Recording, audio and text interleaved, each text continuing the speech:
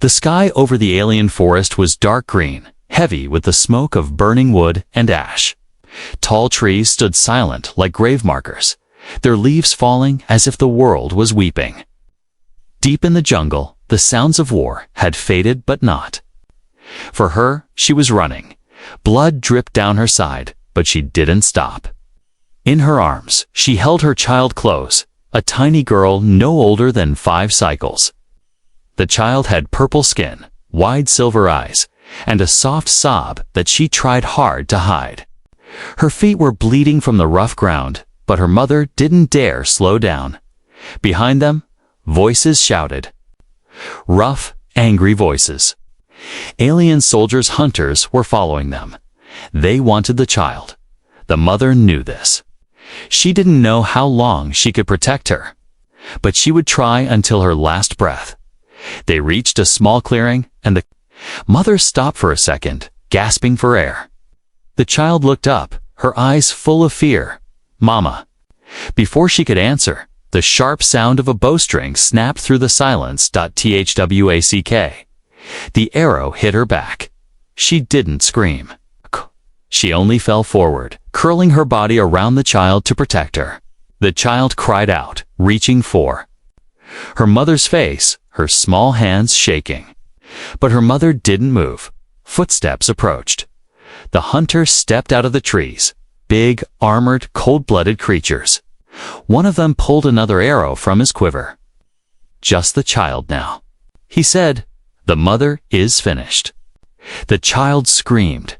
That's when a voice shouted from behind a broken log, sharp and angry. "Drop the bow." The hunters turned. A human stood there tall, dusty, tired but holding an old plasma pistol aimed right at the one with the bow.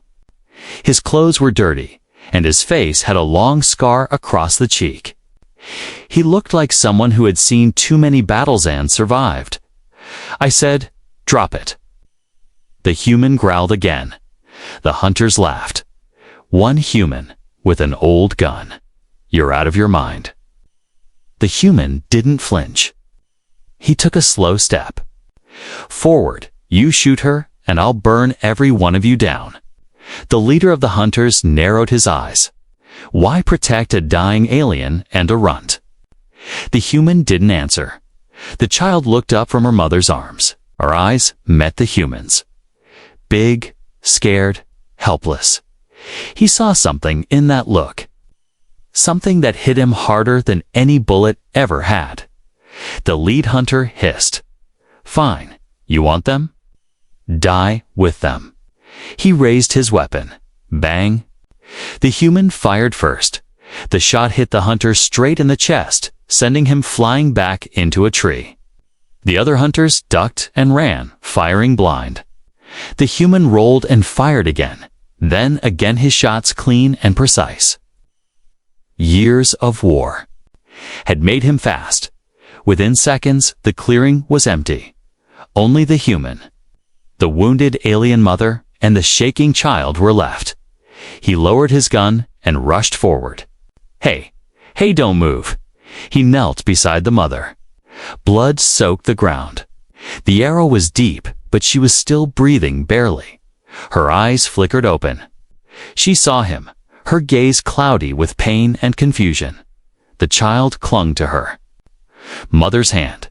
"Please," she whispered to the human. "Please help Mama." He nodded. "I will." Gently, he lifted the mother into his arms. She was heavy, taller, and thicker than a human woman, but he held her as best as he could. The child followed, silent now, tears running down her cheeks. The human walked for an hour through the forest, heading toward an old outpost he once used long ago. A place no one visited anymore. A place he could hide by the time he reached the small shelter made of stone and scrap metal. The mother was barely conscious. He laid her down on a cot, then turned to the child. "What's your name?" he asked softly. The girl just stared at him, too scared to speak. "All right," he said, sighing. "Let's fix your mom first." He opened a medical box, one of the last things he still had from the war. Inside were old tools, bandages, and a scanner. He gently cut the clothing around the wound and checked the arrow. It wasn't like any he had seen before. The arrow was made of bone, with strange red symbols carved into the shaft. It pulsed faintly, as if alive.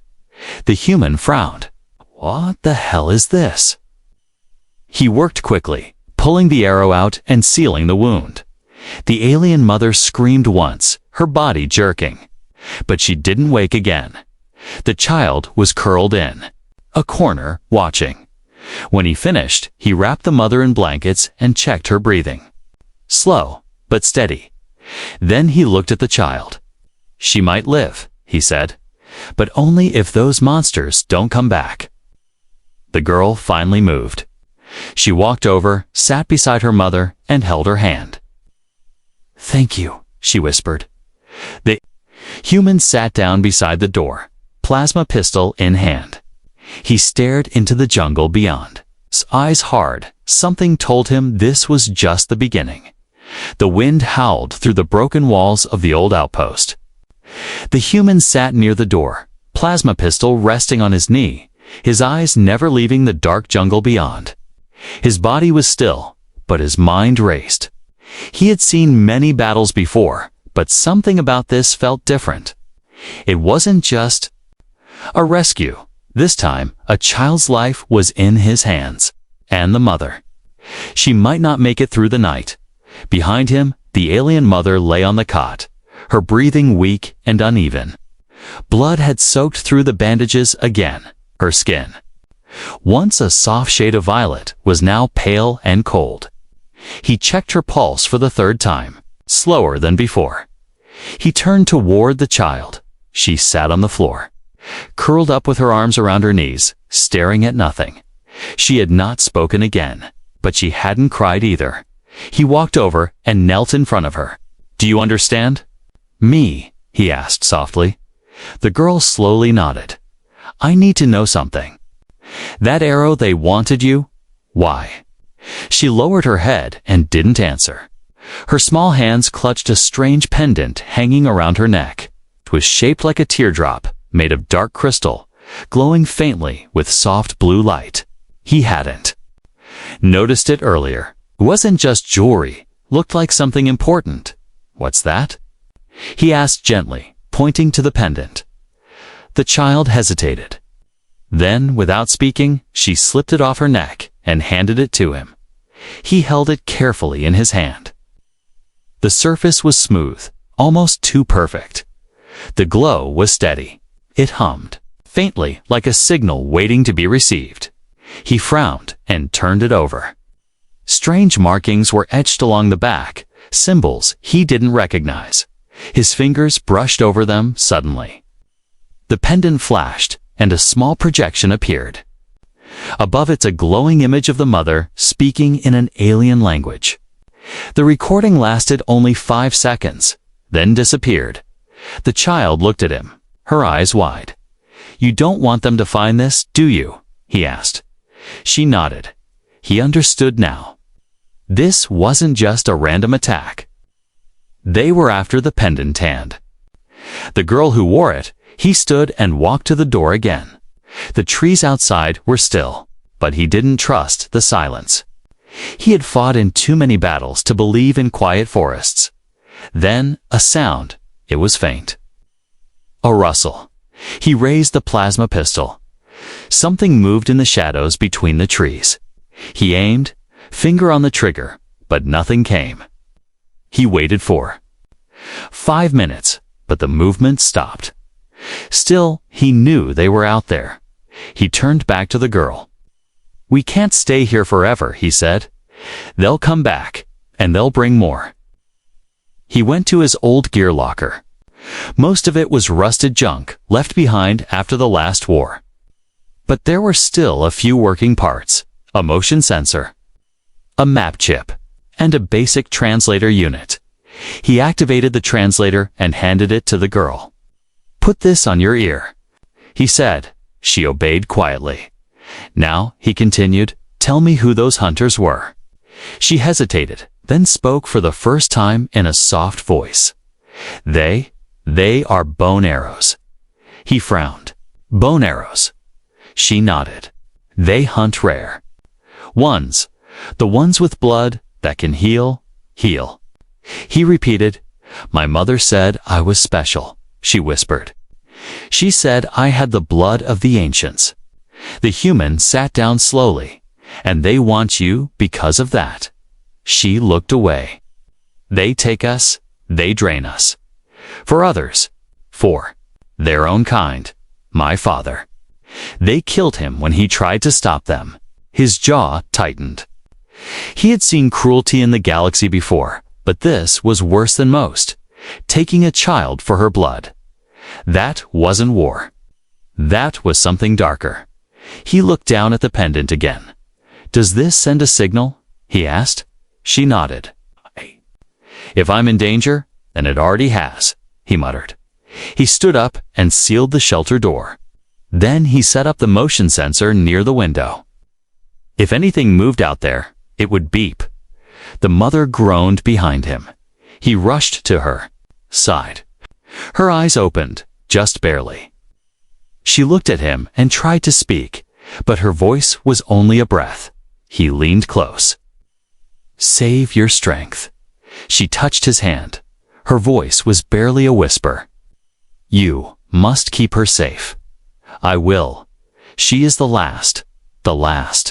She carries the seed of our future." Then she passed out again. He sat back, his mind spinning. The child was not just any girl. She was the last living carrier of something ancient, something powerful. Her blood could save her kind, or be used to destroy them. The human stood again, and walked to the window. The jungle waited outside, quiet, still, but he knew the bone arrows were coming. He whispered to himself, "If you want her, you'll have to go through me first." The night was long and heavy with silence. The only sound was the slow, shallow breathing of the alien mother and the occasional flicker of sparks from the fire in the corner of the shelter. The human didn't sleep. He sat with his back against the cold metal wall, plasma pistol across his lap, his eyes scanning the entrance over and over. Every crack in the wall, every noise outside, every flicker of shadow. He watched it all. The child still hadn't cried. She hadn't said another word since revealing the truth about her blood. She simply sat beside her mother, holding her hand. Her small body unmoving. Her silver eyes were wide but dry. Too dry for someone so young. It was as if she had forgotten how to cry. Well, maybe she had cried so much in her short life, there were no tears left. The human had seen children in war zones. Before lost, broken, orphaned. But this girl was different. She was quiet, yes, but not weak. She had strength in her silence. She watched everything. She noticed every sound, every movement. Her eyes never closed, even when the fire burned low, at one point in the night. The human placed a warm blanket around her small shoulders. She didn't flinch. She didn't even look at him, but her fingers clutched the fabric tightly. The mother stirred around Dawn. Her breathing grew weaker. The wound was too deep, and alien biology worked differently than human. There was no way to tell if she would survive the day. The human sat beside her, trying to give her water drop by drop. Her lips moved, but no sound came. The girl finally spoke again. She says, "Thank you." He looked at her. You can still hear her. "She speaks in my mind sometimes," the girl whispered. "Not words, just feelings." The human glanced at the pendant again, still resting on the floor beside her. "That thing you wear. Is it alive?" The girl nodded slowly. "It remembers." "Remembers what?" "Everything." The human wasn't sure what that meant, but he didn't ask more. Some things weren't meant to be understoodly protected.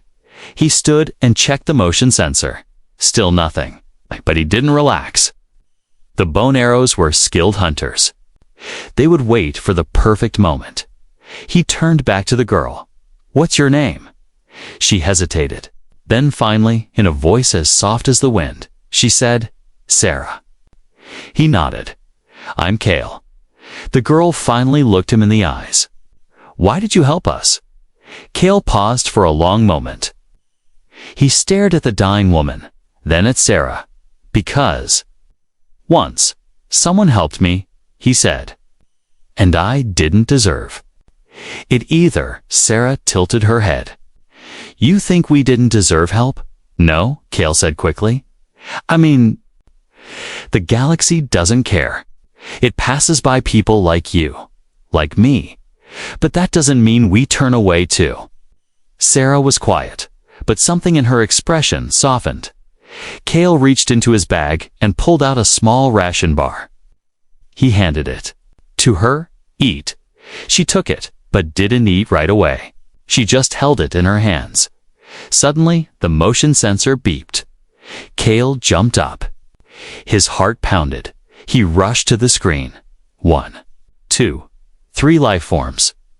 Moving fast, closing in. "Sarah," he said firmly. "Get under the cot." Now she obeyed without a word. She didn't scream. She didn't cry. She just moved like someone who already knew what fear meant. Cale sealed the door and shut off the firelight. He crouched behind a stack of crates, his pistol ready. His breath was steady, focused. He had been trained for ambushes like this. But now it was more than just survival. He had something to protect. Outside. The brush cracked, then silence. Cale waited. A small red light on the motion screen blinked. Again, closer. Suddenly, the shelter door rattled. Then, a voice, a strange, cold voice speaking through a translator. "Human, give us the child. We will not harm you." Cale didn't answer. "You cannot save her. She is not yours." Still, Cale remained silent, finger on the trigger. "You are protecting a dying race," the voice said again. "A waste." Cale shouted back, "She's more alive than you'll ever be." A pause, then boom. The door burst open. Cale fired immediately. A shadowy figure fell backward. 2 more rushed in, hissing. One of them slashed with a bone blade, catching Cale's shoulder. He spun and fired. Again straight into the attacker's chest. The third hunter grabbed Cale by the neck, lifting him off the ground. Cale struggled, gasping, then a scream. Not Cale's. Sarah had come out from under the cot. She stood, holding the glowing pendant, tears finally streaming down her face. The hunter froze. The light from the pendant grew brighter, hotter, till it burst in a wave of blue light, knocking the last attacker into the wall. Cale dropped to the ground, coughing. Sarah ran to him. "You're hurt." "I'll live," he said. Wincing, he looked at the crushed body of the final attacker. The pendant's glow faded. Cale looked at the little girl in front of him, still shaking, still terrified, but now crying like a child should. He placed a hand on her head. "You finally cried," he whispered. She nodded, wiping her eyes. "I thought I had to be strong." "You are strong," Cale said. "But it's okay to be a child too." In that quiet, broken shelter under a pale morning sky, Sarah cried for her mother, for her father, and for herself. And Cale knew, without doubt, he would die before he let anyone harm her again. The sun did not rise for long on that planet. It peeked over the trees just long enough to kiss the jungle with pale gold light before vanishing again beneath thick gray clouds. Cale stood outside the shelter, his shoulders still aching from the bone blade, his shirt stained with blood that wasn't all his. He had buried the 3 attackers beneath the roots of a nearby tree. No ceremony, no words. They had come to kill a child. They deserved nothing. Sarah sat beside her mother, who hadn't opened her eyes since the attack. Her chest still rose and fell, slow and shallow. Cale had sealed the wound again, using the last of his pain gel and field patches. But it wasn't enough. The arrow hadn't just torn through muscle, it had poisoned her blood. Her alien biology was breaking down, and Cale had no way of stopping it. He watched Sarah gently place a cloth over her mother's forehead. Her small fingers trembled, but her face was calm. She had cried once. She had returned to silence. But it wasn't fear anymore. It was something colder, something older. Cale walked back inside, carrying dry wood.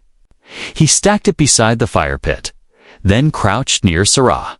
"You okay?" he asked softly. She nodded. "She's colder now." "I know." He looked at the cot. "She's holding on for you." Sarah looked down. "She told me once. Even stars die, but their light keeps going." Cale didn't answer. He didn't know what to say to that.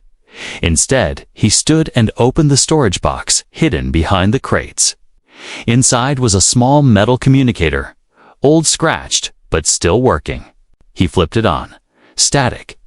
Then a faint buzz. "Anyone out there?" he said. "This is Cale Marin, ex-medic, ID 793B, emergency signal from Delta 4 region. I have a wounded civilian and a child. Hostile forces confirmed. Requesting medical evac or backup. Coordinates uploading." He released the button. The green light blinked, sending dot, then it blinked, red dot, signal blocked. Cale sighed. Of course, too far out. No towers, no relay satellites. Great, he turned to Sarah. "We're on our own." She didn't look surprised. That night came fast. The jungle swallowed. The light, the fire inside the shelter burned low. Cale had set up barricades at the door and every window, metal plates, crates, broken furniture. He sat in the corner, sharpening his combat knife, eyes heavy but alert. Sarah curled next to her mother, the pendant clutched tightly in her hand. Suddenly, the motion sensor beeped once. Cale was on his feet instantly, pistol in one hand, knife in the other. He looked at the screen. 5 dots, close. Too close. He pressed his back against the wall, breathing quietly. He waved for Sarah to stay low. She nodded and pulled a blanket over herself and her mother, hiding in plain sight. Cale's heart thud. DED. Voices outside. Low, whispering, strange language. Bone arrows. He heard footsteps crunching. Leaves, then silence. He aimed his pistol at the entrance. Then came the knock, 3 slow taps. Cale said nothing. Another knock. This time softer. Human, a voice called. "We know you're in there." Cale's finger tightened on the trigger. "We are not like the others," the voice continued.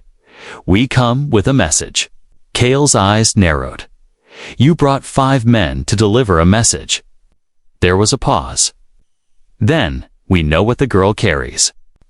We do not wish to fight. We wish to trade." Cale let out a humorless laugh. "Trade? For what?" "Her life." "Yes," the voice said. "No deal," Cale snapped. "You want her, you'll have to burn through me." Another pause. Then the voice spoke again, quieter now.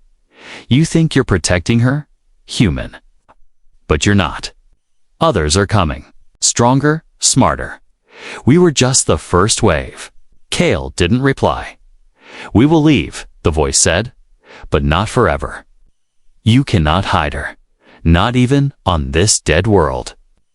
Then, silence. Cale waited 5 long minutes before peeking through. The crack in the wall, gone. No more footsteps. No more voices. He turned back inside, locking the door again. They didn't attack. Sarah said softly, "Because they wanted to scare us," Cale answered. "Let us feel safe. Then they'll strike." Sarah looked down. "They're not the only ones, are they?" Cale walked to the table and laid out the last of his weapons, a single grenade, a flare, and 3 more power cells for the pistol. "No," he said. If she's really the last, then they'll come from all directions. Sarah crawled to her mother and whispered something in her ear. Cale couldn't hear it. He knelt beside her. We can't stay here. Tomorrow, we move. Where? There's an old signal tower across the ridge, he said. 10 miles. I helped build it years ago. If it's still standing, we can call someone who will help. Will she survive the trip? Sarah asked. Cale hesitated. I don't know. But if we stay here, she won't. Sarah nodded. Then we go. She held the pendant up. It glowed again, brighter than before. Cale looked at it. What's it doing? It's waking up, she whispered.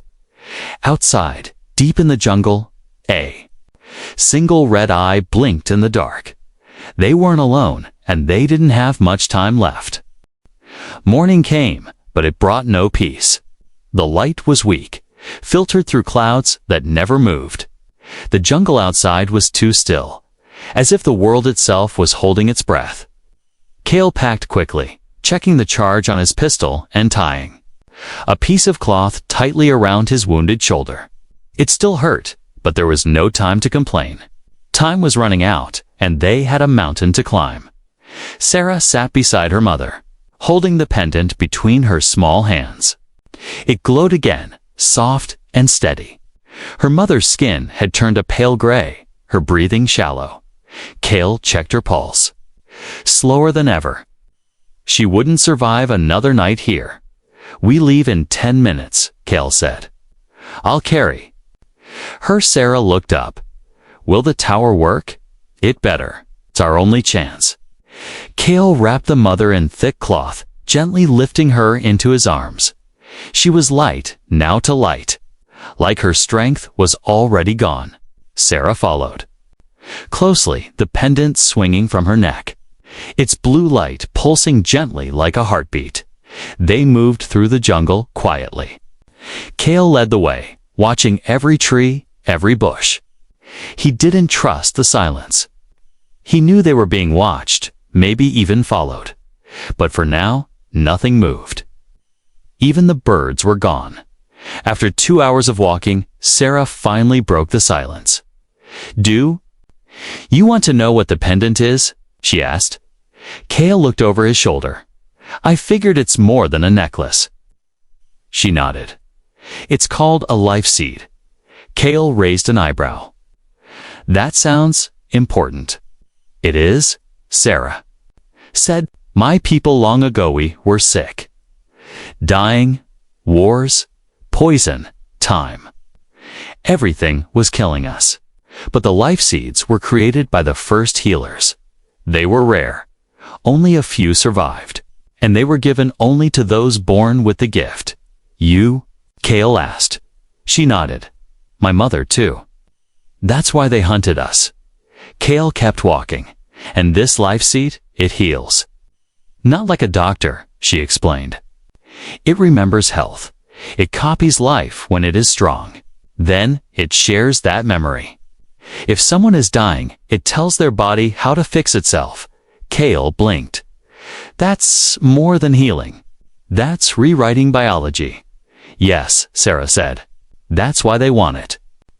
They don't want to save. They want to steal. Cale tightened his grip on the woman in his arms, so they drained the gifted to make their own soldiers stronger. Sarah lowered her eyes. That's what happened to my father. They took him. First, then came for us. Cale felt rage burn in his chest. It wasn't just hate for the bone arrows. It was hate for a galaxy that allowed this kind of cruelty to go unnoticed. A child forced to carry hope on her back. A mother left to die. In silence. And no one cared except him.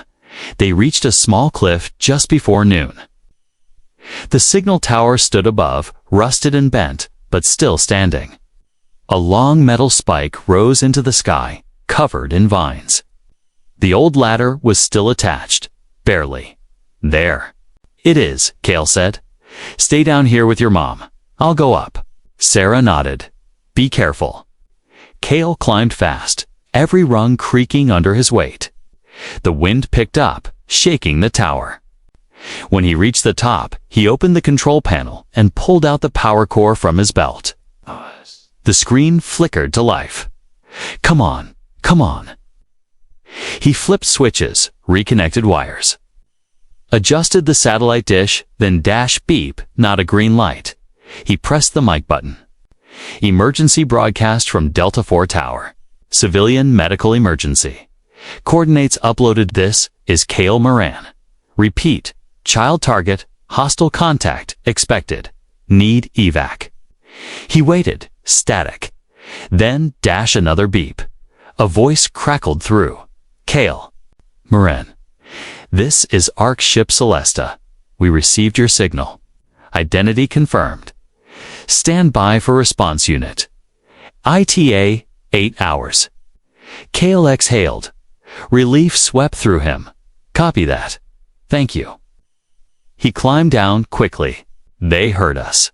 He said. They're sending help. Sarah smiled. You did it.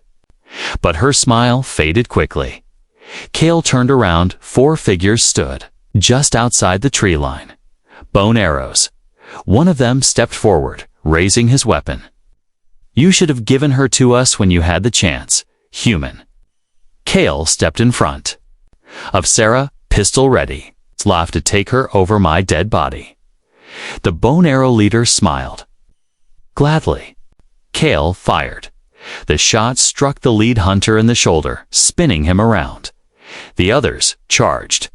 Kale ducked behind a rock, firing again. One fell, but the others kept coming. Sarah grabbed her mother's hand and held the pendant tightly.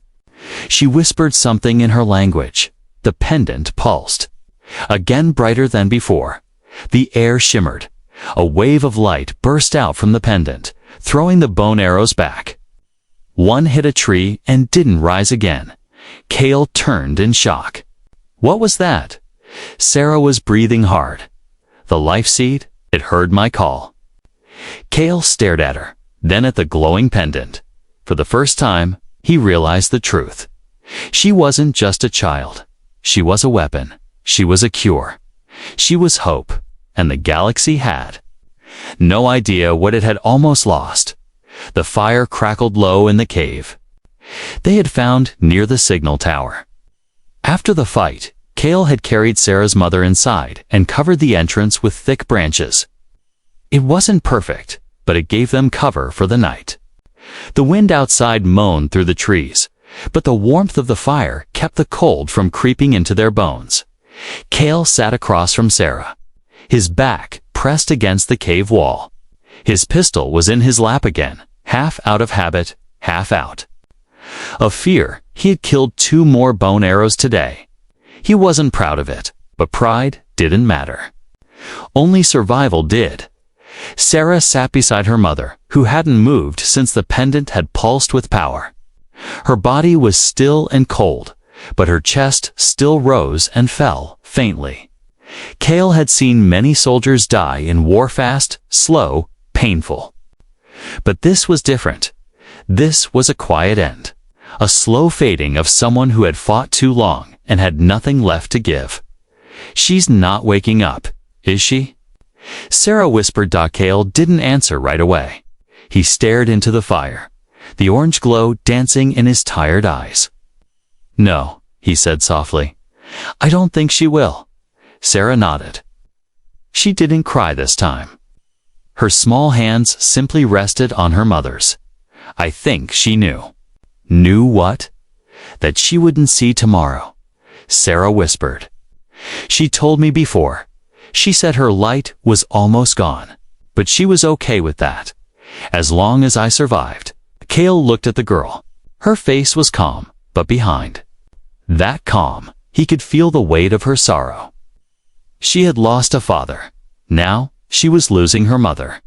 And she was only a child. He reached into his pack and pulled out a thin silver blanket. He draped it over her shoulders and the mother's body, then sat back again. For a while, neither of them spoke. Then Sarah asked, Why are you still helping me? Kale raised an eyebrow. Still. Yes, you could have left after the first fight, or when they followed us. But you stayed. Cale gave a tired smile. Because I've been where you are. She looked at him, confused. My family died when I was a boy, he said. I grew up on a mining colony. One day, raiders came. Burned everything. I hid in the dirt under a broken house while my sister screamed. I was too scared to move. Sarah's eyes widened. Did someone save you? Cale nodded. A soldier. Just one. He found me. Took me in, raised me like his own. He taught me how to shoot, how to survive, how to care. He looked at her, his eyes dark but gentle. You reminded me of that moment. When I saw you holding your mother with arrows flying overhead. Saw myself again. I couldn't walk away. Sarah whispered, was that soldier your father? Cale looked at the fire again. Oh, by blood. But in every way that mattered. Yes. Sarah lowered her eyes. Then what does that make you now? Cale blinked, unsure what she meant. Sarah looked up. Her voice was soft. I don't have anyone left. I'm scared and tired. But when I'm with you, I feel safe. Like when my parents held me. Like when we used to sit around a fire and sing. Cale's throat tightened. I don't want to be alone, Sarah whispered. Not in this galaxy. Not anymore. Cale reached out and gently placed his hand over hers. You're not alone. She looked up. Can I call you something? He gave a faint nod. Of course. She hesitated, then whispered, Can I call you Dad? Cale didn't speak at first. His heart beat painfully in his chest. He had never been a father. He had never thought he would be. The galaxy had taken so much from him. But now, in this quiet cave, under firelight and stars they couldn't see, a child had given him something back. He smiled, a tear finally slipping down his cheek. Yes, he said. You can. Sarah leaned into him slowly, resting her head against his side. Cale placed his arm around her, holding her close, for the first time in years. He felt like his life meant something again. They sat like that for a long time.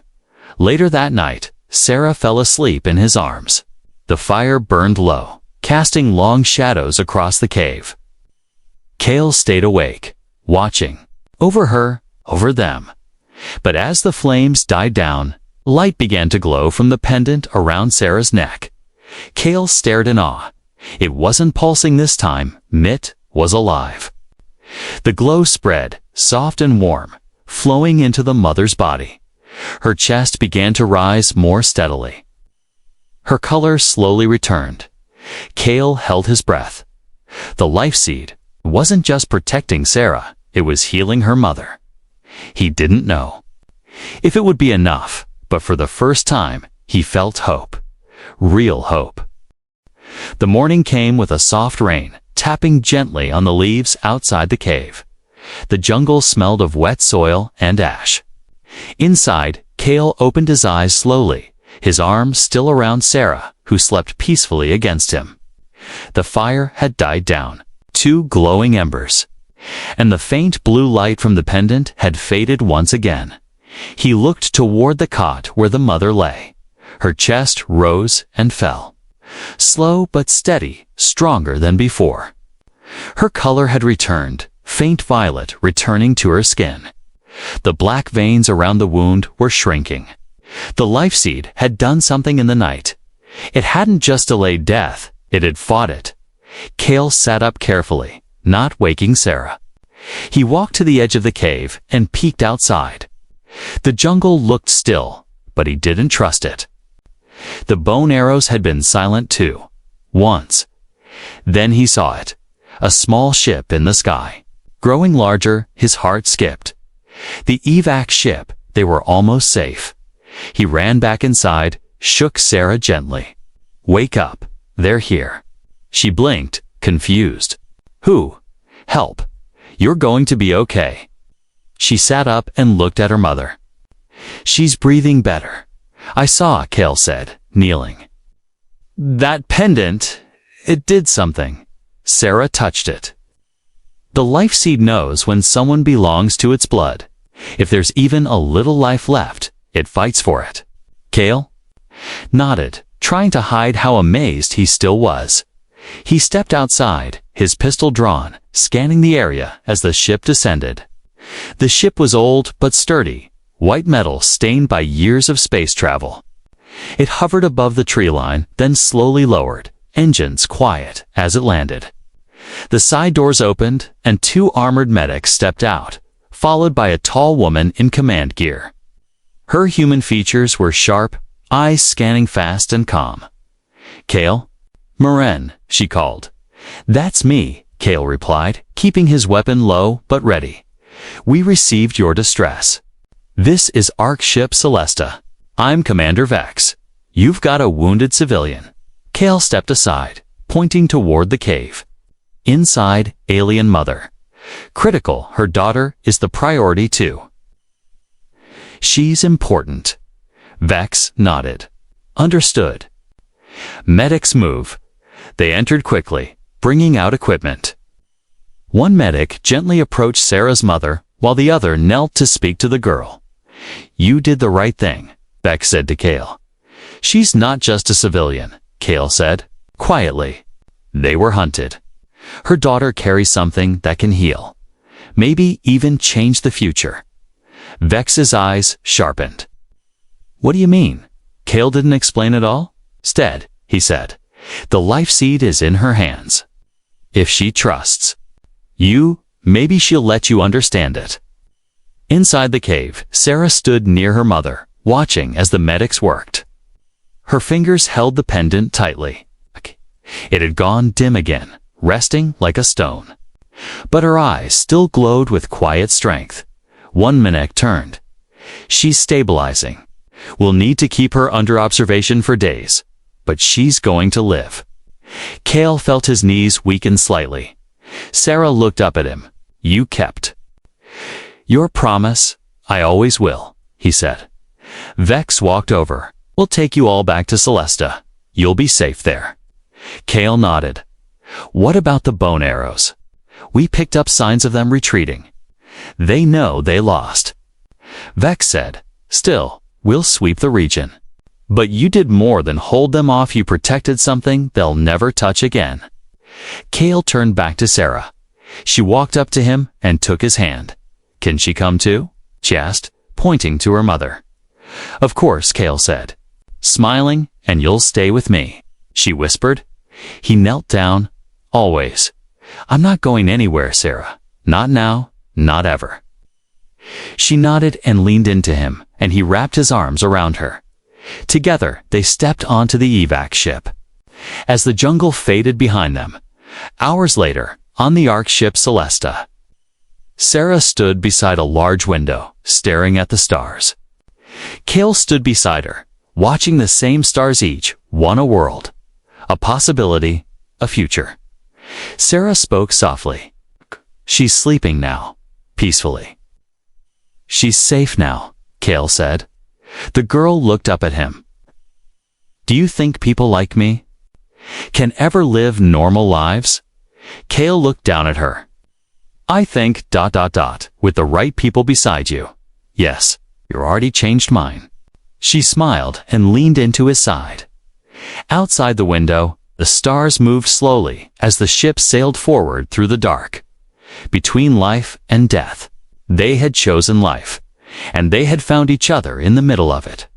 A girl born to save the future, a man who thought he had no future left, but together they had started something new. Not just survival, a family.